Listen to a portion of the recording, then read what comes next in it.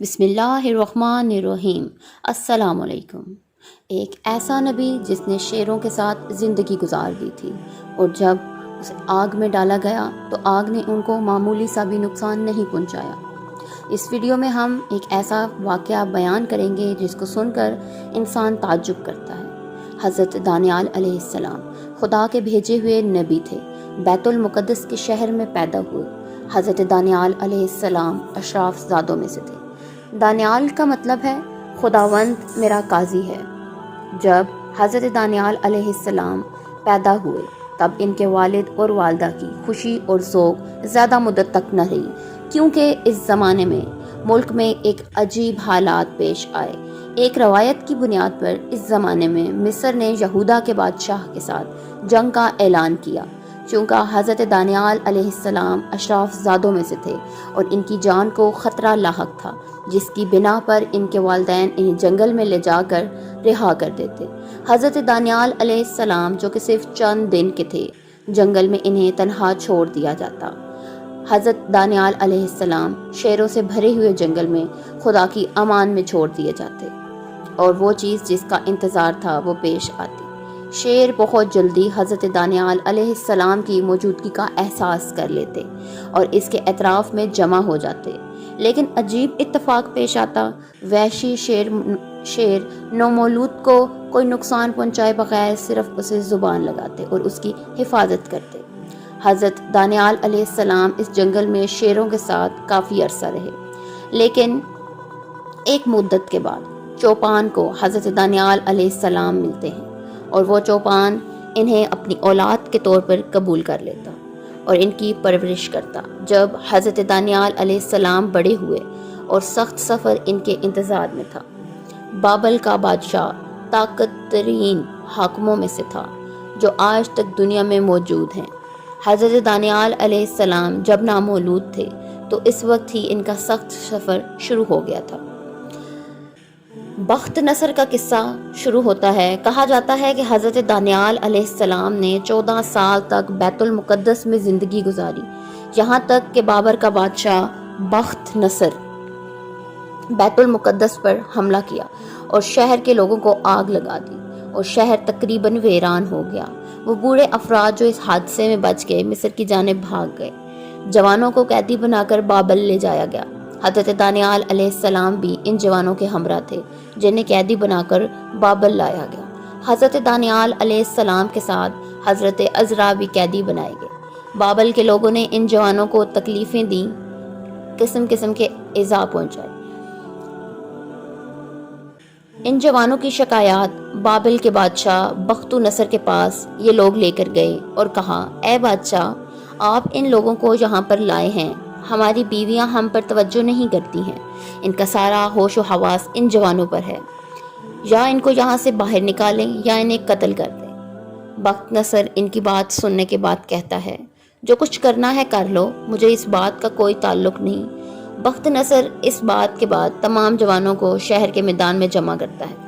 جس وقت یہ جوان اپنی آخری سانسیں لے رہے تھے تو بخت نصر کہتا ہے کہ رک جاؤ، مجھے وہ 4 جوان چاہیے، ان کو آزاد کر دو۔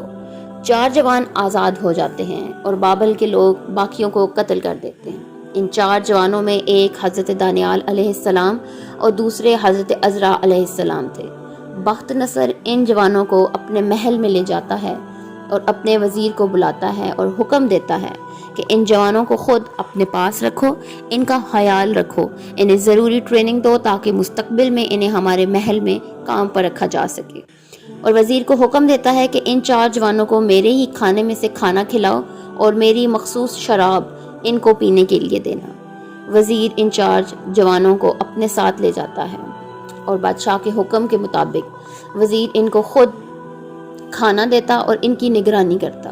لیکن حضرت دانیال علیہ السلام اور دوسرے جوان حضرت موسیٰ علیہ السلام کی شریعت کی پیروی کرتے اور ان چیزوں سے پرہیز کرتے جو ان کے مذہب میں جائز نہیں تھی۔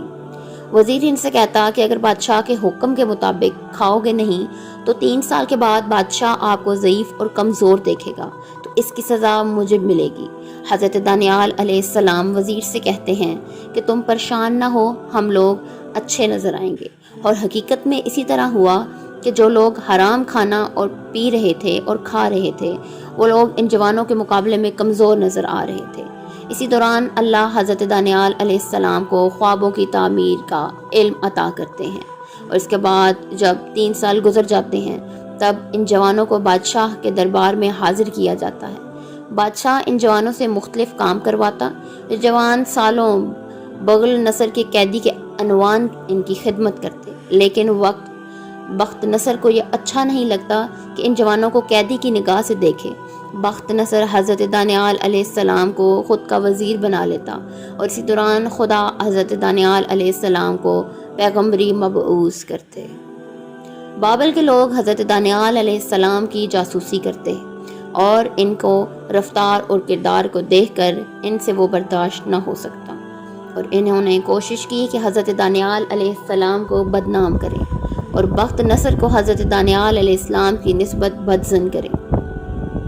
وہ بادشاہ سے جا کے کہتے کہ اے بادشاہ، تو نے اس شخص کو خود کا وزیر بنا لیا، لیکن وہ پیغمبر کی طرح افطار کرتا، اور اس کے علاوہ وہ شراب جو آپ دیتے پینے کے لیے وہ ہرگز نہیں پیتا۔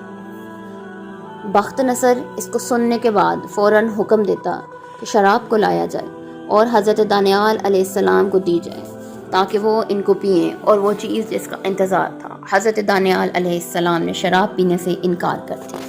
بابل کے لوگ اپنی چال میں کامیاب ہوئے۔ حضرت دانیال علیہ السلام کو بہت تاثیر قرار دیا۔ اس کے بعد بادشاہ نے حکم دیا کہ حضرت دانیال علیہ السلام کو شیروں سے بھری ہوئے جنگلے میں ڈال دیا جائے، لیکن ایک عجیب واقعہ پیش آیا۔ حضرت دانیال علیہ السلام ان شیروں کے ساتھ بہت آرام اور سکون سے رہ رہے تھے، کیونکہ شیروں نے نہ صرف ان کو بچپن میں ہی پالا تھا بلکہ وہ ان کی حفاظت بھی کرتے تھے،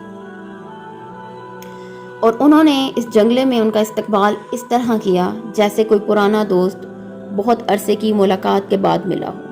حضرت دانیال علیہ السلام اس بات پر مجبور تھے کہ وہ ایک بہت لمبے مدت تک شیروں کے ساتھ جنگلے میں رہے۔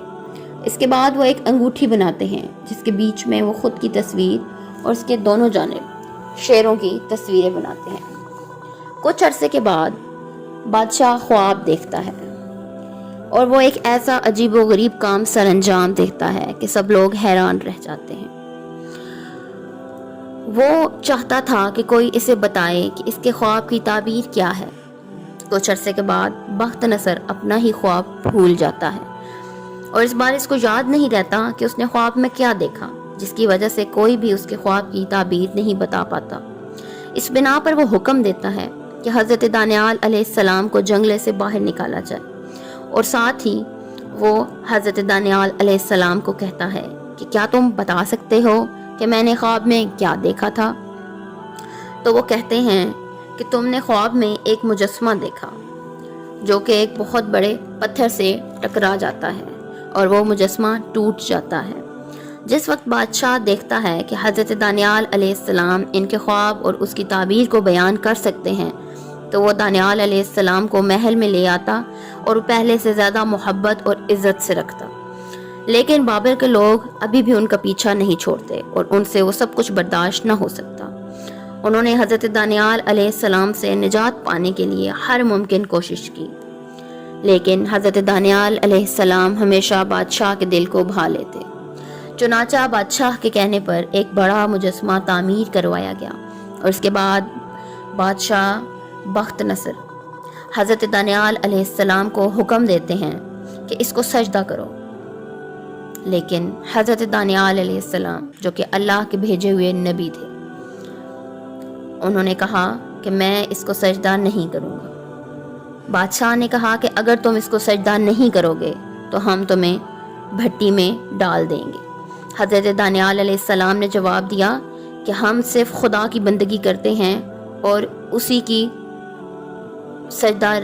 کی پیروی کرتے ہیں، اسی کو سجدہ کرتے ہیں۔ جس آگ میں تم ہمیں ڈالو گے وہ خدا ہمیں اس آگ سے بچا لے گا۔ یہ بات سن کر بادشاہ آگ بگولا ہو گیا اور حکم دیا کہ ایک بہت بڑی آگ کی بھٹی بنائی جائے، حضرت دانیال علیہ السلام اور ان کو تینوں ساتھیوں سمیت اس بھٹی میں ڈال دیا جائے۔ چاروں شخص کو بھٹی میں ڈالنے کے بعد بادشاہ بھٹی کے اندر جھانکتا ہے تو ایک عجیب و غریب چیز آگ میں دیکھتا ہے اور حیران و پریشان رہ جاتا ہے۔ آگ میں 4 کے بجائے 5 لوگ تھے اور 5واں شخص ظاہری شکل و صورت کے لحاظ سے ان سے مختلف تھا۔ کچھ دیر کے بعد بادشاہ حکم دیتا ہے کہ ان کو باہر نکالا جائے۔ جب ان کو باہر نکالا جاتا ہے تو وہ ایسے ہوتے ہیں جیسے آگ نے ان کو چھوا ہی نہیں ہو۔ بخت نصر پوچھتا ہے کہ میں نے 4 شخص کو آگ میں ڈالا، مگر جب میں نے دیکھا تو تم لوگ 5 تھے، وہ 5واں شخص کون تھا؟ حضرت دانیال علیہ السلام کہتے ہیں کہ وہ فرشتہ تھا۔ یہ سب حالات دیکھ کر بخت نصر اعلان کرتا ہے کہ کسی کو حضرت دانیال علیہ السلام کو برا کہنے کا حق نہیں ہے، اور حضرت دانیال علیہ السلام ان کے ساتھ محل میں ہی ہمیشہ کے لیے رہیں گے، اور پھر آخری عمر تک حضرت دانیال علیہ السلام بخت نصر کے ساتھ رہے۔